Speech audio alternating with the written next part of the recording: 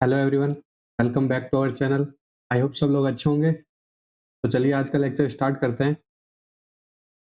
पिछले लेक्चर में हमने देखा था कांस्टेंट फोर्स की वजह से work done due to constant force. आज हम देखने वाले हैं work done by variable force. उसके बाद हम एनर्जी वाला टॉपिक भी देखेंगे। तो सबसे पहले हम देखते हैं work done by variable force. Work done bye constant force में हमने क्या देखा था? कांस्टेंट फोर्स के केस में जब हमें वर्क डन निकालना था तो उस केस में हमने डायरेक्ट लिख दिया था कि एफ डॉट एक्स। यहाँ पे एफ हो गया फोर्स और यहाँ पे एक्स हो गया हमारा डिस्प्लेसमेंट। ओके, यहाँ पे हमने डायरेक्ट इसलिए लिख दिया था क्योंकि यहाँ पे हमारा जो फोर्स था वो क्या था? कॉन्स्टेंट था। ओके, लेकिन वेरिएबल फोर्स के केस में हमारा जो फोर्स होगा वो वेरी करता रहेगा। फॉर एग्जाम्पल अगर मैं इसका फोर्स वर्सेस डिस्प्लेसमेंट ग्राफ बनाऊंगा तो कुछ ऐसा बनेगा। फोर्स क्या करेगा? वेरी करेगा। ओके, तो इस केस में अगर हमें वर्क डन निकालना है तो हमें क्या करना होगा? तो हम डायरेक्टली तो इसमें एफ डॉट एस एस यहाँ पे एफ डॉट एक्स नहीं कर सकते। क्यों? क्योंकि इस केस में हमारा फोर्स क्या है? यहाँ पे चेंज हो रहा है, फोर्स हमारा कांस्टेंट नहीं है, इसलिए हमें कौन सा फोर्स यहाँ पे लेना है वो हमें नहीं पता। तो इसके लिए हम क्या करेंगे? इसके लिए हम इस वाले ग्राफ को हम स्मॉल पार्ट्स में डिवाइड कर लेंगे। फॉर एग्जाम्पल हम स्मॉल डिस्प्लेसमेंट के लिए देखेंगे। स्मॉल डिस्प्लेसमेंट लेंगे हम dx। इसके लिए सबसे पहले हम इसका वर्क डन निकालेंगे। तो इसका वर्क डन आएगा, स्मॉल वर्क डन इसको लिखेंगे हम dw। क्या लिखेंगे? dw। और इसका जो वर्क डन आएगा dx डिस्प्लेसमेंट का जो वर्क डन आएगा वो आएगा, सपोज करो इस यहाँ पे हमारा फोर्स कितना था? यहाँ पे हम फोर्स लेते हैं F था, तो यहाँ पे फोर्स लग रहा है F डॉट dx। ये हमारा हो गया small work done for displacement dx। ये तो dx के लिए हो गया, लेकिन अगर हमें पूरा वर्क डन चाहिए, कंप्लीट पाथ का हमें जो वर्क डन चाहिए वो निकालना हो तो हमें क्या करना है? तो उसके लिए कुछ नहीं, बस हमें इस वाली इक्वेशन को इंटीग्रेट कर देंगे। ओके, तो हमारी इक्वेशन क्या थी? फॉर स्मॉल डिस्प्लेसमेंट के लिए हमें जो वर्क डन मिला वो क्या था? F dot dx। और अगर हमें कंप्लीट वर्क डन चाहिए तो उसके लिए हम क्या करेंगे? Integrating both sides. Integrating both sides, तो हमें क्या मिलेगा? Integration of dw is equals to integration of f dot dx factor. Okay, तो ये हमारा फॉर्मूला हो जाएगा। यहाँ पे हम अगर वर्क डन को इंटीग्रेट करेंगे तो ये आ जाएगा w total work done is equals to integration of f dot dx। हमें ये वाली इक्वेशन मिलेगी वर्क डन के लिए, work done for variable force के लिए। कांस्टेंट फोर्स के लिए भी हम इसको अप्लाई कर सकते हैं। कांस्टेंट फोर्स में एफ क्या हो जाएगा? कांस्टेंट हो जाएगा, तो हमारा एफ बाहर आ जाएगा। तो कांस्टेंट फोर्स में डायरेक्ट डायरेक्ट हमें क्या मिलेगा? एफ इंटीग्रेशन ऑफ यहाँ पे मिलेगा dx। तो dx का इंटीग्रेशन करेंगे तो हमें x मिलेगा, तो वहां से हमें एफ डॉट एक्स मिल जाएगा अगर हमारा फोर्स कांस्टेंट होगा तो। लेकिन वेरिएबल फोर्स के केस में हमें पूरा इंटीग्रेट करना पड़ेगा। ओके, अब इसको एक एग्जाम्पल देखते हैं। यहाँ से हमें अच्छे से समझ में आएगा कि हमें क्वेश्चन सोल्व कैसे करना है। तो इस क्वेश्चन में हमें दिया हुआ है कि हमारा फोर्स क्या है? फोर्स है 5x cube plus 3x plus 1। ये फोर्स हमें डिस्प्लेसमेंट का फंक्शन दिया हुआ है। फोर्स यहाँ पे वेरी कर रहा है डिस्प्लेसमेंट के साथ, वो हमें डिस्प्लेसमेंट का एक फंक्शन दिया हुआ है। ये बता रहा है कि एक applied on a block, find the work done in moving the block from x equals to 0 to x equals to 2 metre. Okay, तो हमारा ये दिया हुआ है, ये एक ब्लॉक था, तो मास ले लेते हैं हम m। इसको x इक्वल्स टू 0 से x इक्वल्स टू 2 मीटर तक इसको क्या किया? डिस्प्लेस किया। ओके, तो इसमें टोटल वर्क डन क्या होगा? इस पे फोर्स लग रहा है F। ओके, तो इसका टोटल वर्क डन निकालने के लिए हमें क्या करना है? अभी हमने देखा कि अगर हमें टोटल वर्क डन निकालना है तो work done equal to integration of F dot dx। Okay, तो हमारा एफ क्या है यहाँ पे? हमारा एफ है 5x³ plus 3x plus 1 dot dx। इसको हम इंटीग्रेट करेंगे कहाँ से कहाँ तक? x इक्वल्स टू 0 से x इक्वल्स टू 2 मीटर तक, क्योंकि हमें वर्क डन कहाँ से कहाँ तक का निकालना है? वर्क डन निकालना है x इक्वल्स टू 0 से x इक्वल्स टू 2 मीटर तक का। तो हम इसको इंटीग्रेट करेंगे 0 से 2 तक। ओके, तो 5 कांस्टेंट है, x³ का इंटीग्रेशन होगा x⁴ upon 4 plus 3 into x का इंटीग्रेशन होगा x² अपॉन 2 प्लस 1 का इंटीग्रेशन होगा x। ओके, ये हो गया हमारा इंटीग्रेशन, और इसकी लिमिट लगाएंगे तो लिमिट हो जाएगी 0 to 2। ओके, तो यहाँ पे लिमिट पुट करेंगे, तो हम पुट करेंगे upper limit minus lower limit. तो यहाँ पे होगा 5 into 5/4 into x⁴ upper limit यहाँ पे 2 है, x की जगह 2 पुट करेंगे तो क्या हो जाएगा? 2⁴ कितना हो जाएगा?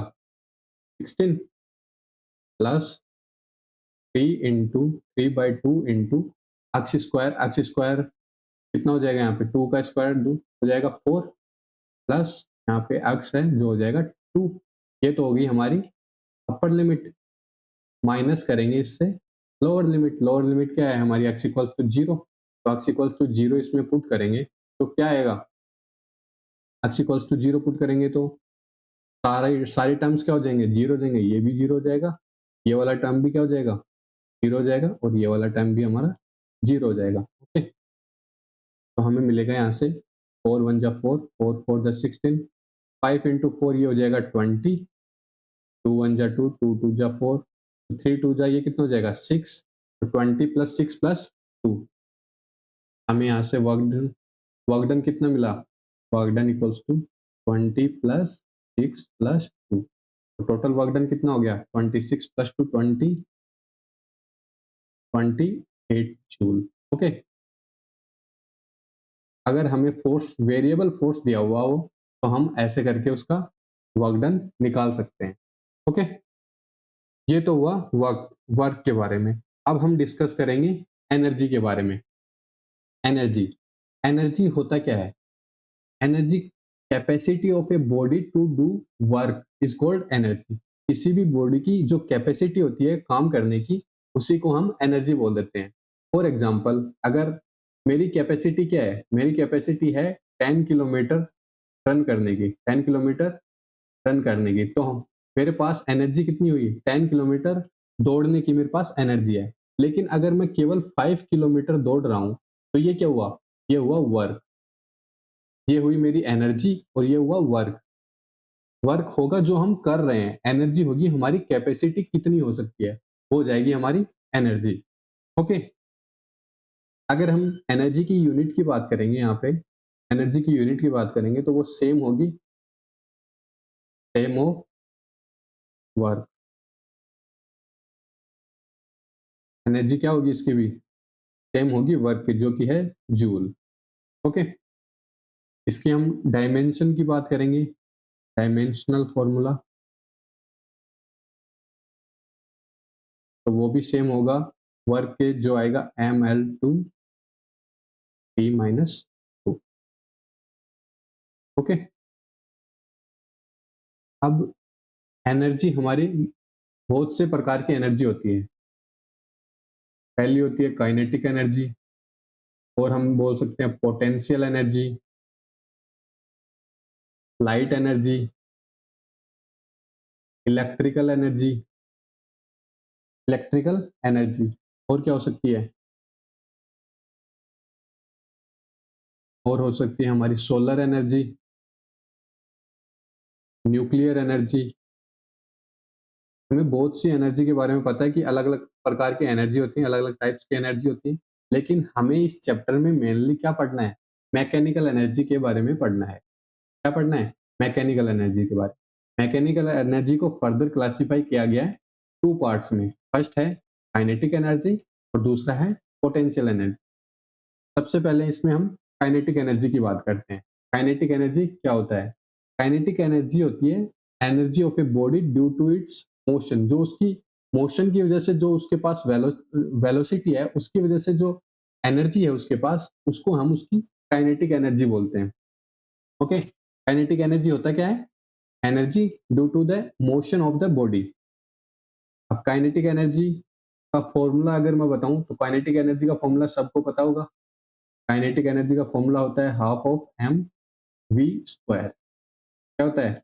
Half of M V square. M यहाँ पे होता है मास ऑफ द बॉडी और वी होता है velocity of the body.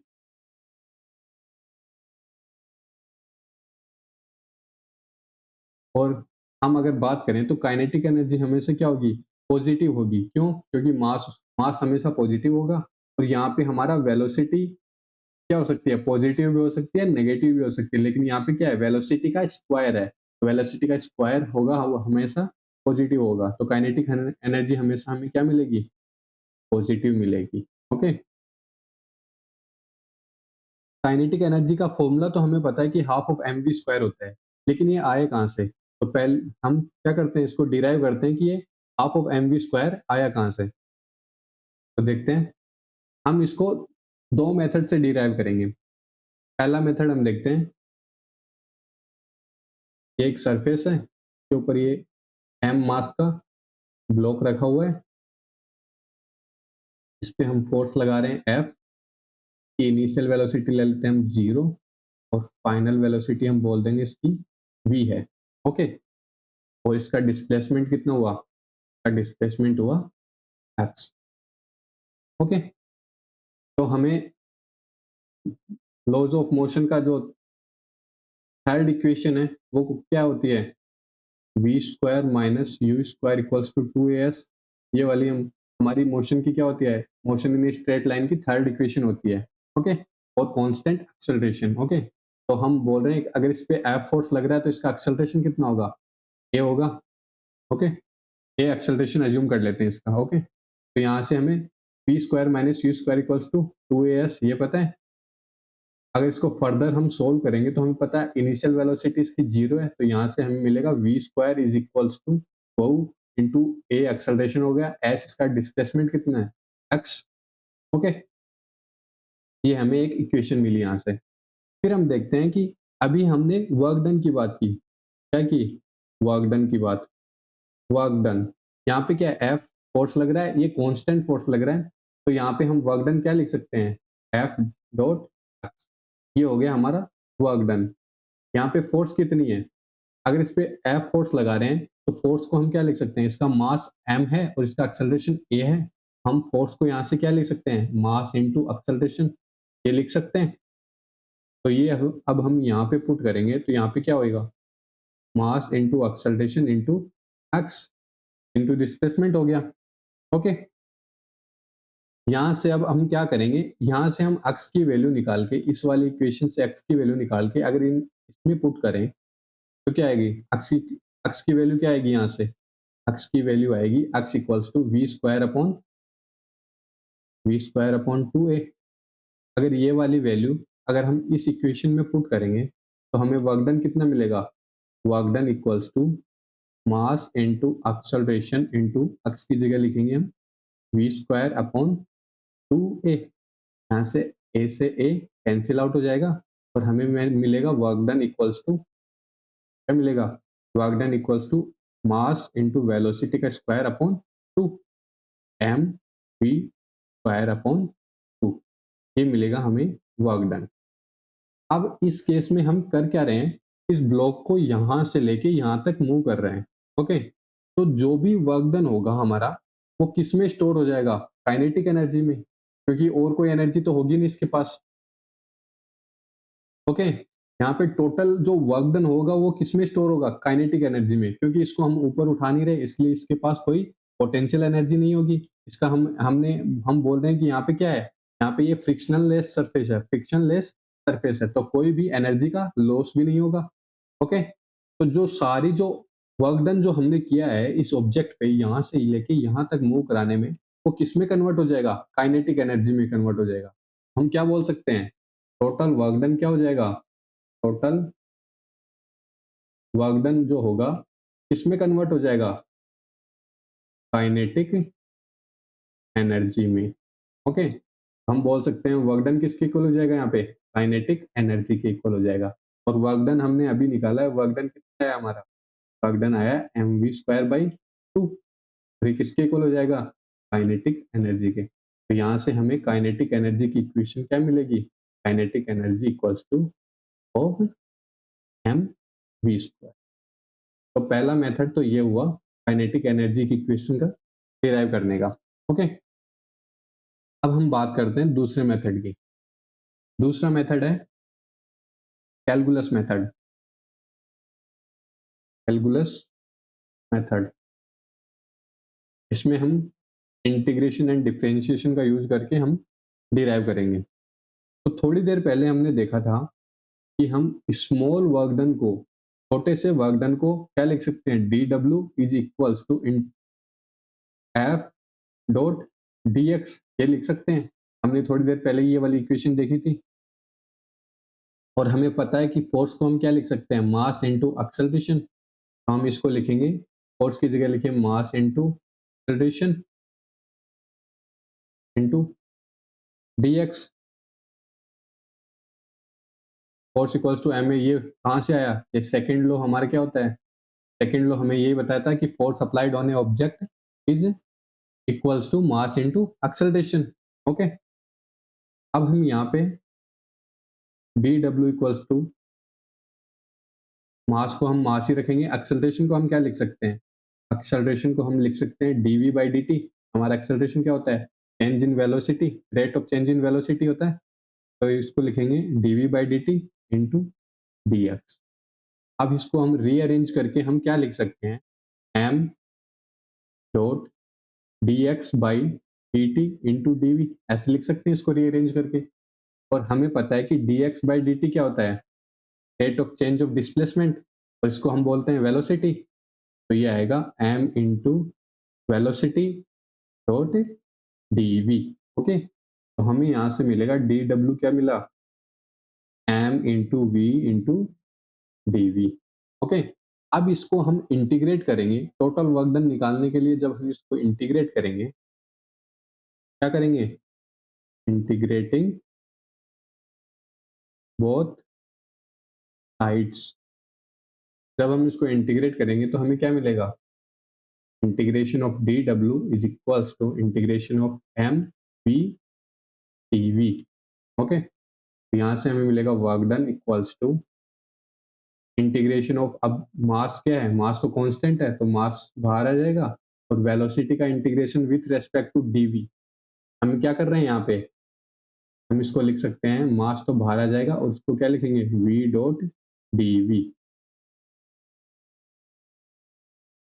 Okay, V dot D V, यहाँ पे क्या होगा, वी डॉट डी वी क्या हो जाएगा, V dot D V, V का इंटीग्रेशन क्या हो जाएगा, डी वी के रेस्पेक्ट में हो जाएगा v²/2।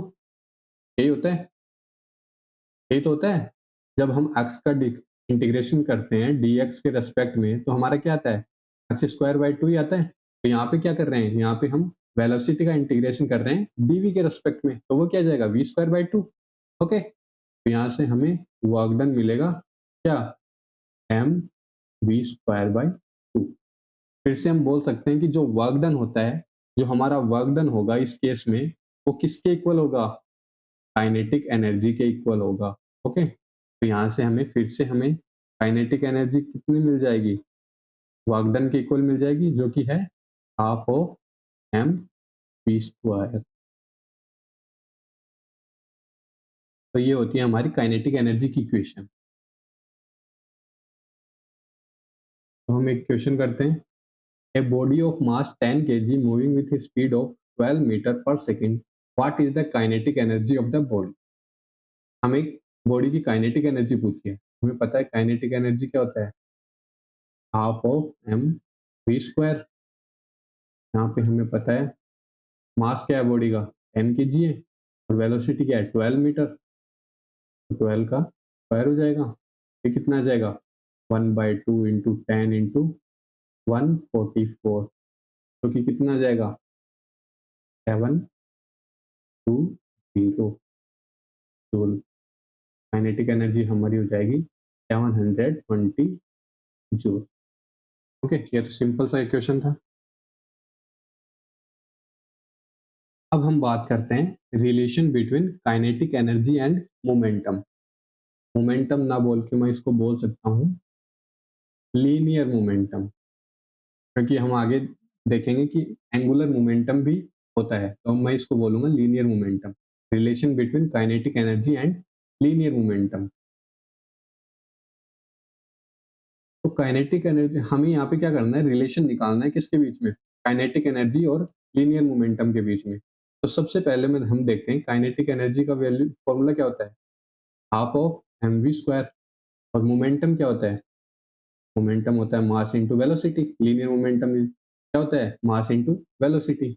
अब मैं क्या करूंगा, काइनेटिक एनर्जी की इस इक्वेशन में मैं ऊपर और नीचे मास से मल्टीप्लाई कर दूंगा। तो ऊपर मास से मल्टीप्लाई करूंगा तो यहाँ पे क्या आएगा, m² अपॉन नीचे मास से मल्टीप्लाई करूंगा तो नीचे क्या जाएगा, m आ जाएगा। ओके, तो मैं इसको क्या लिख सकता हूँ, हाफ ऑफ mv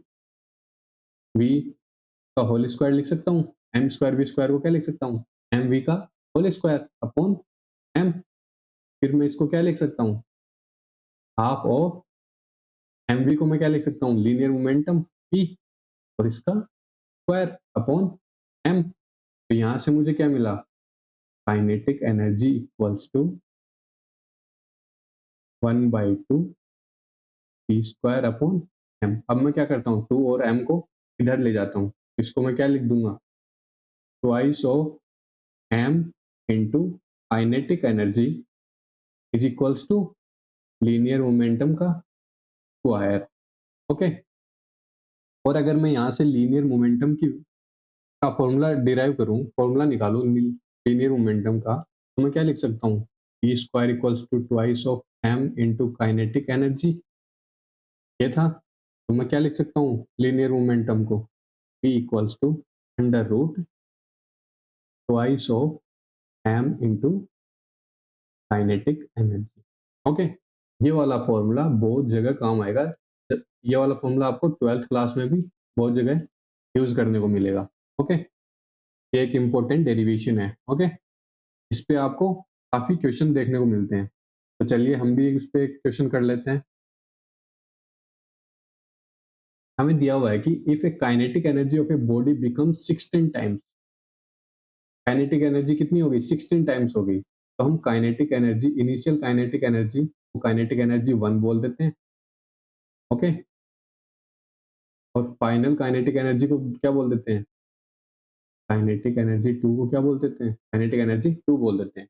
तो ये बोल रहा है कि जो काइनेटिक एनर्जी है वो कितनी हो गई, 16 टाइम्स हो गई इनिशियल काइनेटिक एनर्जी की। तो हमें यहाँ से क्या पता चला, काइनेटिक एनर्जी 2 है वो क्या हो गई, 16 टाइम्स हो गई इनिशियल काइनेटिक एनर्जी की। Okay, then calculate the change in momentum of the body. Change in momentum कितना होगा, तो हमें पता है कि मोमेंटम क्या होता है, मोमेंटम होता है under root 2 into M into kinetic energy, यही होता है। तो हम देखेंगे कि इनिशियल मोमेंटम कितना था, तो बोल देंगे p1, तो वो कितना होगा, under root 2 into M into initial kinetic energy जो कि थी काइनेटिक एनर्जी 1। फिर हम देखते हैं p2 जो इसकी फाइनल मोमेंटम होगा, फाइनल मोमेंटम कितना होगा, under root 2 into M into final kinetic energy जो कि कितनी है, ये काइनेटिक एनर्जी 2। काइनेटिक एनर्जी 2 को हम क्या लिख सकते हैं, 16 times of kinetic energy. Okay, तो यहाँ पे क्या लिख सकते हैं हम, 16 times of initial kinetic energy. तो वहां से हमें क्या मिलेगा, 2 into M into 16 times of kinetic energy 1। Okay,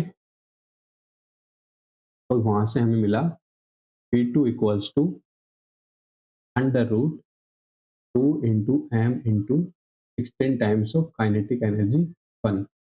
अगर हम 16 को अंडर रूट से बाहर लाएंगे तो हम इसको क्या लिख सकें, 16 जब अंडर रूट के बाहर आएगा तो क्या होगा, 4 हो जाएगा। 4 इंटू अंडर रूट, अंदर बचेगा 2 into M into kinetic energy, initial kinetic energy. Okay, अब हमें पता है कि हम इस वाले टर्म को क्या लिख सकते हैं, इस वाले टर्म को हम क्या लिख सकते हैं, 2 into M into kinetic energy, इसका अंडर रूट को हम क्या लिख सकते हैं, इनिशियल मोमेंटम।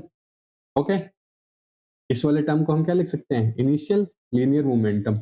हम यहाँ से क्या लिखेंगे, P2 is equals to 4 times of initial linear momentum. Okay, और हमसे पूछा क्या गया था, हमसे पूछा गया था calculate the change in momentum of the body.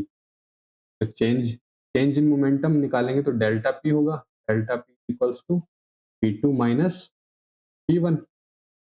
इसको हम क्या लिख सकते हैं, 4, P2 को हम लिखेंगे 4 times of P1 minus P1, तो ये आएगा 3 टाइम्स ऑफ P1। तो चेंज इन मोमेंटम कितना आया, 3 टाइम्स ऑफ P1। ये आ जाएगा हमारा change in linear momentum. Okay, तो आज के लिए इतना ही, मिलते हैं अगले लेक्चर में। तब तक के लिए हंसते रहिए, मुस्कुराते रहिए। Thank you.